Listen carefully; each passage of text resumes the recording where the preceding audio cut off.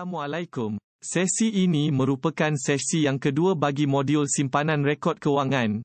Dalam sesi pertama, saya telah menyentuh kaedah menyedia dan menyimpan dokumen-dokumen kewangan dalam perniagaan kecil. Pada sesi kedua ini saya akan menerangkan bagaimana merekod urus niaga di dalam rekod atau buku akaun perniagaan berasaskan dokumen-dokumen kewangan yang telah disediakan. Rekod kewangan merupakan catatan yang meringkaskan urus niaga perniagaan di dalam rekod atau buku akaun yang sesuai. Bagi perniagaan kecil, sekurang-kurangnya 3 jenis rekod perlu disediakan. Rekod pertama ialah akaun tunai. Akaun ini merekod urus niaga jualan dan belian tunai serta penerimaan dan pembayaran tunai yang lain. Rekod kedua, akaun jualan hutang untuk merekod urus niaga jualan hutang dan akaun penghutang. Dan rekod ketiga, akaun belian hutang yang merekod urus niaga belian hutang dan akaun pemiutang. Anda boleh menyediakan rekod kewangan menggunakan buku-buku latihan yang boleh dibeli di kedai-kedai buku. Rekod kewangan juga boleh disediakan dengan menggunakan lembaran kertas kajang. Terdapat sekurang-kurangnya 4 ruangan utama dalam buku tunai, iaitu ruangan tarik urus niaga, ruangan penerimaan tunai, ruangan pembayaran tunai, dan ruangan baki tunai.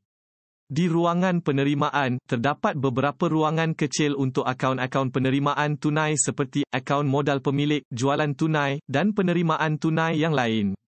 Manakala ruangan pembayaran, terdapat beberapa ruangan untuk akaun-akaun pembayaran tunai seperti belian stok, belian aset tetap, sewa, gaji, dan pembayaran tunai yang lain.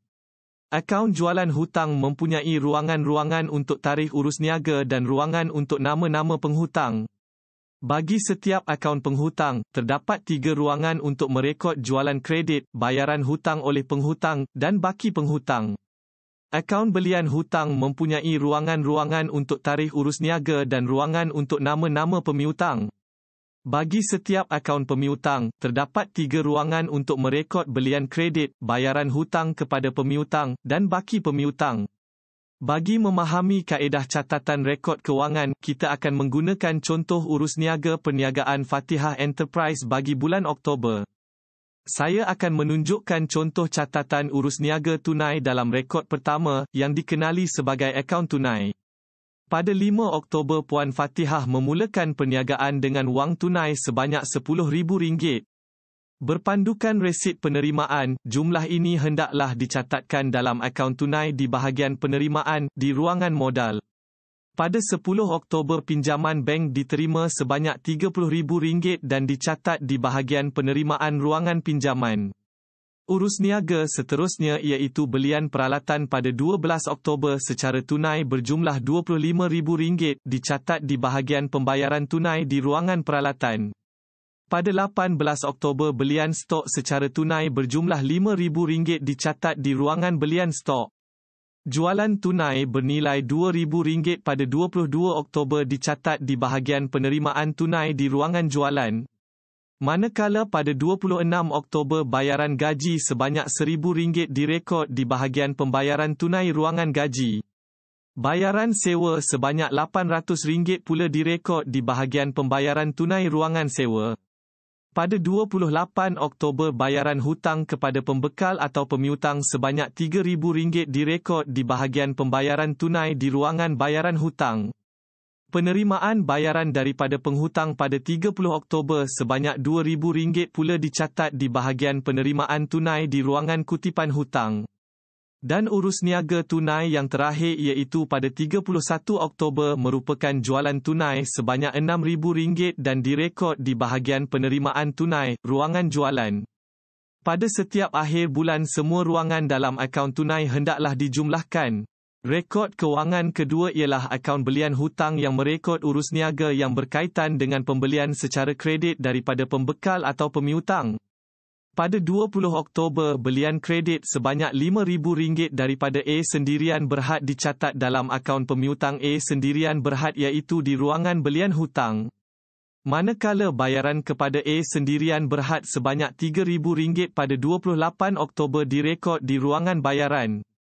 Belian kredit dari ABC Enterprise pada 31 Oktober sebanyak RM1,500 direkod dalam akaun ABC Enterprise di ruangan belian hutang. Pada akhir bulan, akaun belian hutang dijumlahkan, manakala akaun setiap pemiutang hendaklah dicatatkan bakinya.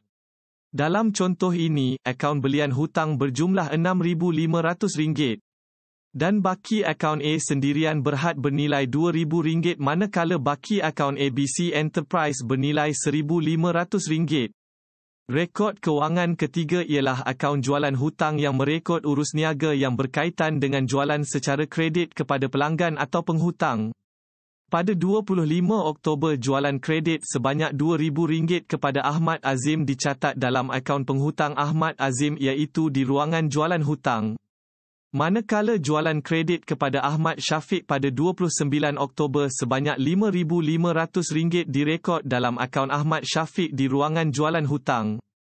Bayaran yang diterima daripada Ahmad Azim sebanyak RM2,000 pada 30 Oktober direkod dalam akaun Ahmad Azim di ruangan bayaran. Pada akhir bulan, akaun jualan hutang dijumlahkan, manakala akaun setiap penghutang dicatatkan bakinya. Dalam contoh ini, akaun jualan hutang berjumlah RM7,500 dan akaun Ahmad Azim tiada baki manakala akaun Ahmad Syafiq berbaki RM5,500. Kesemua catatan dalam rekod-rekod kewangan akan menjadi asas kepada penyediaan penyata-penyata kewangan bagi membolehkan anda melihat prestasi perniagaan anda. Penyediaan penyata kewangan akan diterangkan dalam sesi berikutnya. Semoga sesi ini telah memberi sedikit sebanyak pengetahuan dan kemahiran kepada anda dalam membantu anda merekod urus niaga perniagaan di dalam rekod atau akaun yang sesuai. Sehingga bertemu lagi dalam sesi akan datang. Assalamualaikum.